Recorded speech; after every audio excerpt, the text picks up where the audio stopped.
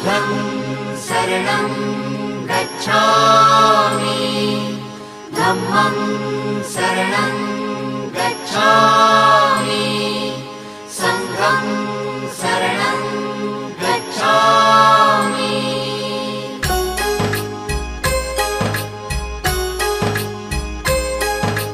बुद्धं शरणं गच्छामि धम्मं शरणं गच्छामि संघं शरणं गच्छामि। त्याग मूर्ति तू शांत चित्त तू योग रूप संसारी दया प्रेम अन मानवतेचे प्रतीक तुझी ईश्वरी